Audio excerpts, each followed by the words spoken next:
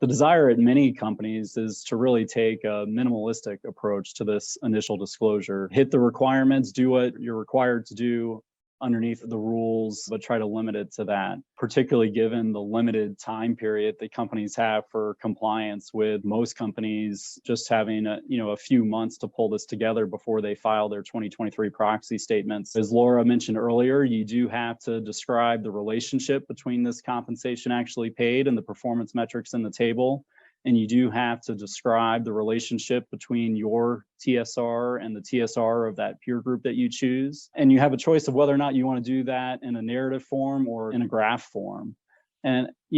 as we're talking to our clients, I think many are still evaluating the way that they want to do that. It's going to come down to how the numbers look and whether or not it seems like it's a simple story to tell, or whether there's more that you're going to want to communicate to investors. Ultimately, if the values in the table could be interpreted in such a way that there's a disconnect between pay and performance, then that's where it's going to be more critical for companies to be more expansive in their disclosure and really tell the story behind the relationship of pay and performance, and potentially even point back to the compensation discussion analysis where there's a more comprehensive discussion of the pay program and really the drivers behind the pay outcomes.